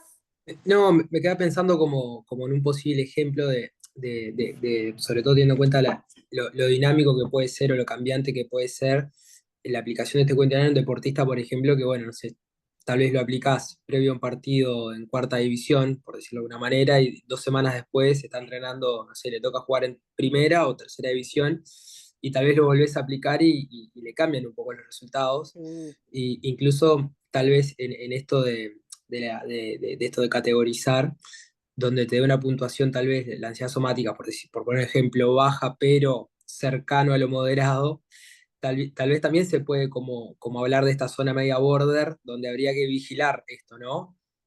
sí, pero también hay que entender siempre es, primero, jamás yo pasaría un cuestionario con una diferencia de 2 semanas. Más allá que es un Ujú, cuestionario que se pueda repetir, las variables psicológicas necesitan de cierto tiempo. Entonces, ujú, nosotros en general evaluamos 3 veces en el año, es decir, que damos ujú, 4 meses entre una y otra. Pero además, ponele que lo evalúas 2 veces porque hubo un cambio significativo que ahora pasó a jugar en ujú. primera. ¿No es lógico que estando en primera, donde el evento es mucho más trascendente, donde mis síntomas también Claro, aumenten? se Porque, a disparen, ver, claro, sí, sí. no es lo mismo que yo me ponga ansiosa porque voy a tener un examen que porque vaya a defender mi último examen o mi tesis. Entonces, claramente el evento es tan significativo y de tal relevancia que el hecho que esté en una zona moderada es como reactivo, es como Ujú, lógico a esa situación. ¿Ah? Entonces, ujú, es como que también siempre, por eso hay que mirar el tema de lo cualitativo y de lo contextual. ujú. Saber frente a qué partido lo estamos administrando. Entonces, por ejemplo, nosotros usamos un criterio que en alguna de las 3 evaluaciones, que por lo general la primera es pretemporada, por lo tanto no tienen partido, pero una de ellas es en la semana previa al clásico. Intentamos que haya un evento que despunte. Y otros, no. La otra evaluación es en otro momento del año en donde sea un partido X tal cual toque en el fixture. Pero saber cómo reaccionan tus deportistas frente a un evento totalmente trascendente es importante. Y sobre todo poder ver las diferencias. ¿Ah? ¿Qué sería más rico aún? Pero lo que pasa que sería muy difícil para nosotros hacer este estudio es no solamente tener el SAI-2 revisado de cada uno, es tener el STAI. Es decir, poder manejar cuál es la ansiedad rasgo de esa persona y cómo dispara el evento deportivo esa ansiedad rasgo a través de la ansiedad estado, es tremendo. La distancia entre lo que soy siempre y lo que me dispara el evento deportivo. Lo que pasa que es muy difícil cuando tenés equipos deportivos tan numerosos poder evaluar y hacer esta correlación entre las dos ansiedades. Pero sería el enfoque más profundo, sería conocer ansiedad rasgo y ansiedad estado de cada deportista. ¿Ah? Genial, bien de bien. Bueno, ahora vendría concentración, pero como es como con juegos y demás, y quedaste solo, me parece que esto yo lo dejaría para la próxima, y lo que sí te mostraría ahora es el cuestionario AMPEF, que es justamente el que habla de los motivos para realizar el ejercicio físico. Así que si te parece, me cambio de PowerPoint, lo que el otro lo tengo que abrir porque no lo tenía, así que mientras esté Dale. contigo, lo busco.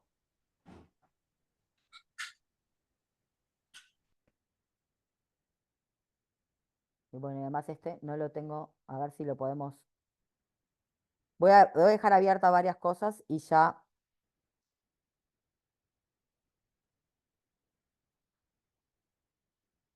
Bien. Bueno, voy a primero a intentar mostrarte el cuestionario, tal cual. ¿Lo visualizás bien? Sí, perfecto. Ah, bien. Bueno, este cuestionario, ¿para qué te voy a tratar? Es un cuestionario que creó Luis Capdevila, es de la Universidad Autónoma de Barcelona, y él en realidad construyó toda una batería de cuestionarios que tienen que ver con los motivos que llevan a realizar ejercicio físico, pero también crea las barreras que llevan a hacer ejercicio físico.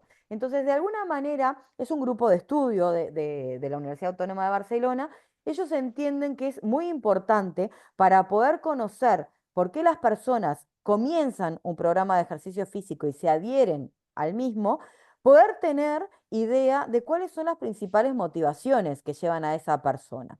Entonces ellos dividen, si no me equivoco, son 6 categorías de motivos y de alguna manera establecen que cada persona tiene como diferentes jerarquías a la hora de decidir por qué quisiera empezar un programa de ejercicio.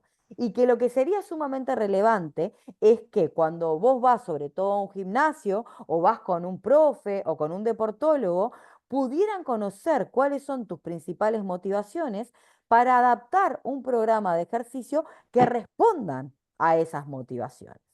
Entonces, este cuestionario también es una escala Likert, tiene, acá son 48 ítems, no se toman todos en cuenta, vas a ver en la corrección que dejan unos cuantos afuera.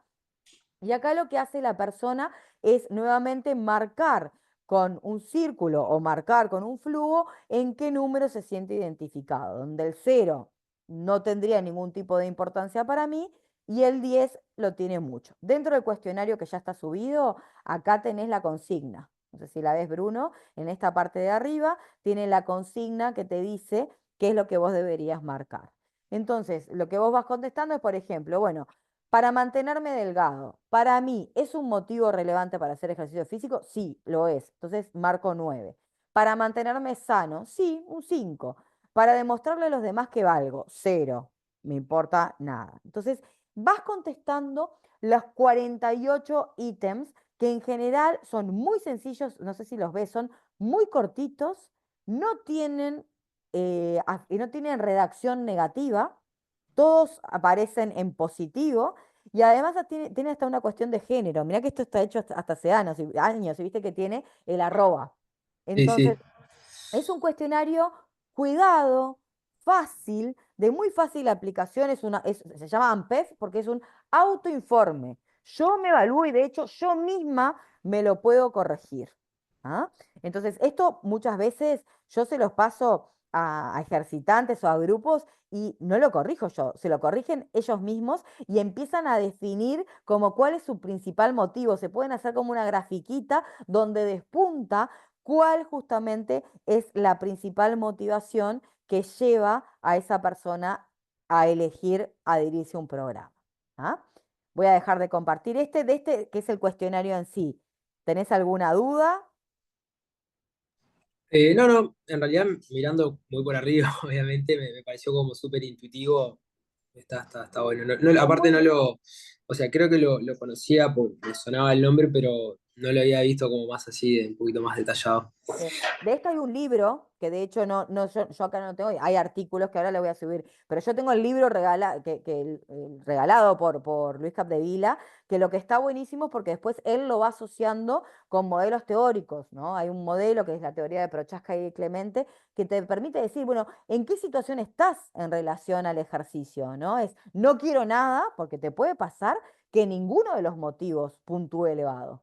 Así como que te puede pasar que todos los motivos puntúen altos. Entonces también el hecho de tener como cierta predisposición elevada o cierta predisposición baja, también te puede posicionar en que estás en un momento que en realidad no tenés deseos de empezar un programa de ejercicio físico. Y ahí, para nosotros, agentes de salud, lo que nos dice es, bueno, vamos a tener que trabajar sobre la variable motivación porque esta persona no hay ningún motivo aparentemente fuerte que lo lleve a iniciar un programa que apunte a mejorar su salud, su estado de ánimo y demás. ¿Ah? Este es el cuestionario en sí. Ahora, cuando vamos a ver su forma de corrección, ahí tenemos que tener un poquito más en cuenta porque tiene esto de, es súper sencillo, pero tiene varias dimensiones que mirar, ¿no? Entonces, el primer factor, el primer motivo de peso, se llama peso e imagen corporal, que tiene dentro de sí estos ítems. Entonces, lo que vamos a hacer es ir a ver los ítems que conforman peso e imagen corporal y los vamos a sumar y a dividir por la cantidad de ítems. ¿Para qué muevo? A ver si puedo mover. Estoy moviendo todo menos eso. Para que... Acá igual lo explica.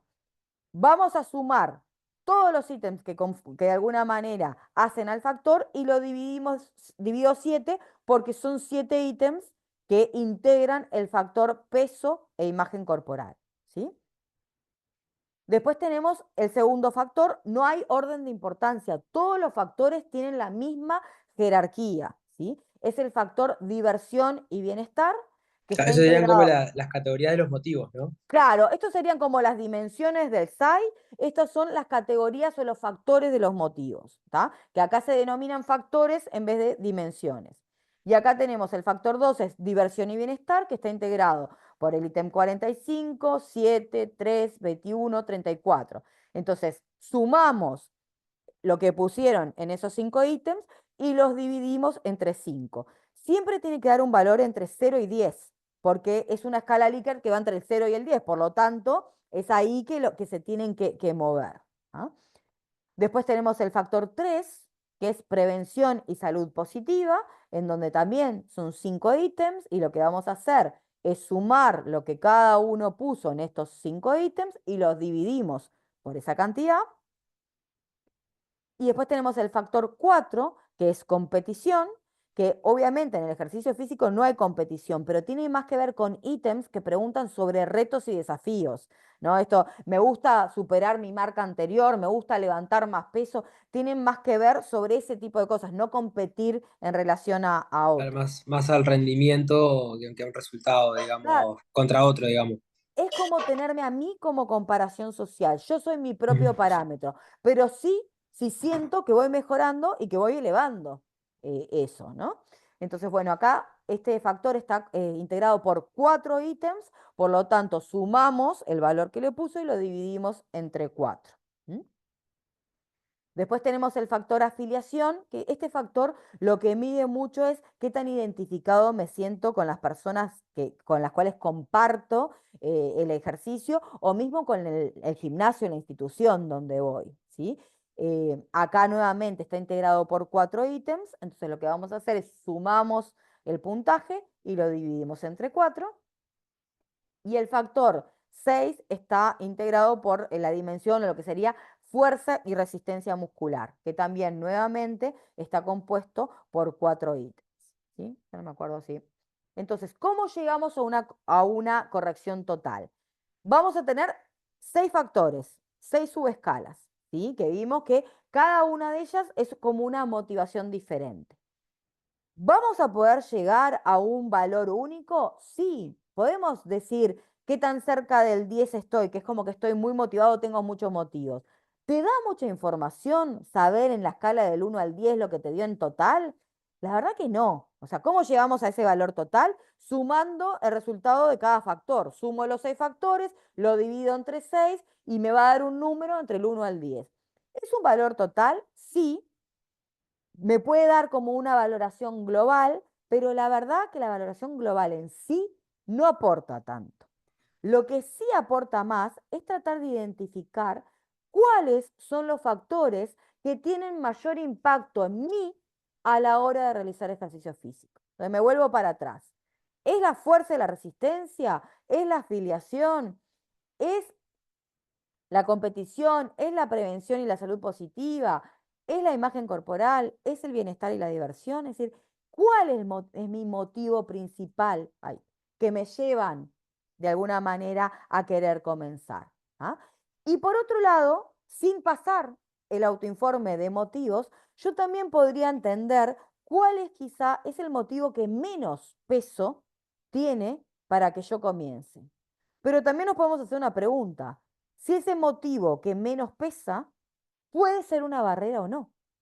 Es decir, esto que a mí no me importa, por ejemplo, el de fuerza, ¿no? Es decir, es el que menos pesa, pero es una barrera pensar que yo no puedo levantar peso, que yo no tengo capacidad, que yo nunca puse, que nunca pude, que no tengo resistencia. Entonces, cuando también yo tengo esto, como hoy hablaba Damián, puedo hacer una mirada cualitativa, me puedo sentar con el otro a preguntarle, bueno, ¿y por qué te parece que el peso y la imagen corporal es lo que más te motiva? ¿Cuáles son los pensamientos, las creencias que están por detrás? ¿No? Porque también podemos encontrarnos creencias desajustadas, que es que yo empiezo el gimnasio 3 meses antes del verano, me mato y voy a llegar a ese peso deseado o esa imagen corporal deseada. Y no, en 3 meses no vas a llegar a eso. Y si vos de alguna manera no trabajamos sobre expectativas de ajuste, lo que puede caer es una gran decepción y esta persona sentir que no sirve para hacer ejercicio. Y lo que en realidad no estaba ajustado era el motivo y las expectativas. ¿Mm? Entonces, tener un mano a mano con este autoinforme y tener como una especie de gráfico o de línea de cuáles son los motivos que despuntan es sumamente importante para poder hacer un intercambio en la anamnesis, en la historia de este paciente o de este ejercitante. Recordemos que además no es una muestra deportiva, son ejercitantes. Por lo tanto, es muy probable que tengamos que hacer una entrevista semiestructurada y con este autorreporte que nos van a dar, vamos a tener mucha más información para poder trabajar creencias, historias de sedentarismo y también para poder trabajar con las barreras. ¿Ah? Entonces, a mí me parece que es un autoinforme, un cuestionario riquísimo, que de hecho, si yo fuera dueña de gimnasio, sería parte del ingreso. Es tratar de conocer qué lleva a esta persona a querer venir a mi centro, qué está esperando del mismo. ¿Ah? Si yo fuera dueña de un, sobre todo, centro que apunte a la promoción de salud a través del ejercicio físico, este autorreporte sería lo primero que yo administraría. Sí, incluso yo me quedaba pensando un poco en esto de también hacia dónde orientar, ¿no? Sobre todo, por ejemplo, no sé, esta categoría de diversión y bienestar, ¿no? Capaz que uno puede orientar a una práctica, no sé, pienso en disciplina como Zumba, por ejemplo, ¿no? Que incorporan esto del movimiento, de la grupalidad, ¿no? Que incluso a Exacto, veces se generan instancias colectivas posteriores o previas, o no sé, exacto. se disfrazan para ¿cómo es? La noche de la nostalgia, por ejemplo, ¿no? Digo, Que tiene mucho más, que incluso ujú, está en diversión, pero si te fijas también puedes unirlo con afiliación. De hecho, ujú, es lo importante, ir a buscar ítems que puedan ser los más significativos, ¿no? Y decir, mira, en el ítem, dentro del factor diversión, en el ítem tal que preguntaba esto, y dentro del factor afiliación, en el ítem tal, para vos esto es sumamente importante, porque vos podés ir a buscar, de hecho, todos los puntajes 10 en lo que marcó ujú, lo máximo. Entonces decís, esto para vos es sumamente importante y es lo que tendríamos que rescatar para que vos puedas mantenerte adherido a la práctica. Lo mismo podemos ir a buscar con los resultados uno. Cuando vemos muchos unos, pueden ser barreras.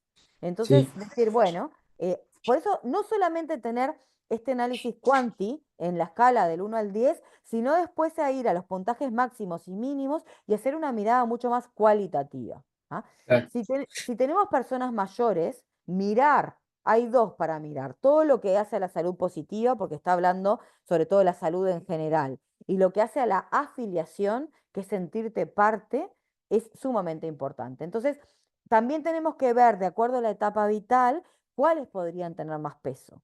Claramente a los más jóvenes y a las mujeres, el de la imagen corporal y el peso, el control de peso, es sumamente importante. Mientras todo lo que hace a los dominios, a la fuerza y a la resistencia, es mucho más de los varones jóvenes. Entonces, poder hacer esas interpretaciones también desde una mirada más cualitativa es sumamente importante. ¿Ah? ¿Cuál es la invitación personal? Porque no la tenés por qué hacer, pero sí para conocerte es, tenés todo subido en la pestaña que habla de evaluación del ejercicio físico para poder evaluarte en tus propios motivos para realizar. Entonces, tenés el cuestionario, tenés la forma de corrección y lo que no voy a subir, pero no lo subí, pero te lo subo para que lo puedas hacer es una guía que si bien es una propuesta más académica porque te dice que busques eh, definiciones de actividad física y demás, para que vos mismo te puedas llegar haciendo tu tablita y demás a tus resultados. ¿Ah? Como que pudieras hacerte decir tu autoevaluación y hasta tu propio reporte del autoinforme. Esto, Bruno, es si lo querés hacer, pero me parece que una manera de que vos aprendas a corregir el autoinforme y que además puedas darte cuenta de qué valoración podés tener y hasta mismo cuáles pueden ser ítems que pueden tener una complejidad, más allá que es sumamente simple, ¿ah? Pero sí en la corrección, por ejemplo, si uno no lo estudia bien, hay muchos ítems que no son recogidos en la corrección. Son ujú, 48 en el total y sin embargo en la corrección son mucho menos. ¿Ah? Entonces, bien. esas son las cosas que hay que tener en cuenta a la hora de saber aplicar. Decir, pero para, me quedaron la mitad. Bueno, te quedaron desde el punto de vista cuantitativo, pero para el análisis o la interpretación cualitativa, vos lo podés usar. Ujú. Bien, y esto se da, digamos, está como recortado en su versión digamos, no me quedó claro esto de que hay algunos que no están... Porque muchas veces se pregunta lo mismo, esto para ver, para confirmar si la persona está respondiendo por deseabilidad social o no, y Ujú, cuando a veces un cuestionario pregunta muchas veces lo mismo, le quita fuerza a le la quita, dimensión o al claro, factor. Por eso lo dejaron, lo mantuvieron, pero no lo toman en cuenta en la corrección. Es decir, en que la para el corrección. factor no se toma en cuenta. Perfecto, ahí lo ¿Ah? entendí. O sea, el que lo responde lo va a responder igual, pero cuando lo corregimos no lo consideramos. Exactamente. Esa era la Va, única, o ahí sea, lo entendí, perfecto. vas a contestar los 48 ítems, pero para corregir no vas a tener en cuenta los 48. Bien, Solo vas a tener en cuenta lo que te marca la PPT. Ahora, ojo que para este intercambio con tu paciente, con tu deportista, sí podrías tomar los ítems que no fueron valorados en la corrección para tener un intercambio. Y sobre bien, todo si fueron ítems donde las puntuaciones fueron extremas, de 1 o de 10. bien, ¿Ah? perfecto. Entonces la invitación es a que lo puedas hacer porque yo creo que suma, es un insumo más que tenés y sobre todo porque este es un lindo autoinforme para trabajar con una población no deportista, una población de ejercitantes. Buenísimo. Bien de bien. Genial, ¿Ah? Verónica. Lo voy a hacer en estos días. Ya está subido, no está subida la guía, pero sí te la subo para que lo puedas hacer vos y los que vean. ¿Qué falta subir? Falta subir la PPT de esta, esta ya está subida, la que te mostré recién, está tanto el cuestionario como este. Lo que no está subida es la que mostré antes, porque les quería explicar antes que hay muchos más cuestionarios que no lo vamos a ver y que además tampoco las vamos a ver en las próximas dos, sino que las vamos a ver cuando En yo las regrese. siguientes, a la vuelta. ¿Ah? Buenas. Entonces, por eso no sabía si no iba a ser un motivo de confusión y no lo quería todavía poner. Ya están subidos el SAI 2, el cuestionario, cada uno lo que vas a tener es el cuestionario, la corrección y la interpretación. Ya está subido ese. Y también ya está subido uno que no di, que es toda la variable de motivación en clima y orientación motivacional, que no lo di, pero ya también está subido. Buenas. ¿Ah? Bien de Así bien. que, bueno, conmigo ahora es en 3 semanas, el martes que viene y el otro está Estefanía, y nada, a ver, después por WhatsApp por supuesto que yo voy a estar y de hecho, como es mi Zoom, yo voy a ser la que lo comparta con Mateus y demás, pero no voy a estar dando la clase directa. Bárbaro. Bueno, nos vemos entonces en 3 semanas. Nos Buen vemos en viaje. 3 semanas. Muchas gracias y bueno, nos estamos en contacto. Cualquier duda, si ves en la corrección, mandame igual. Si te lo aplicás, si te queda alguna duda, o si me lo Ah, querés mandar para que te lo corrija, sin ningún problema. No es obligación para nada, pero si querés que te lo vea, sin buenazo. problema. Lo voy a investigar ahí, lo voy a hacer y después te cuento qué tal. Dale, dale, perfecto. Bueno, Bueno, Bruno, muchas te mando un gracias. Buenas beso. noches. Chao, chao.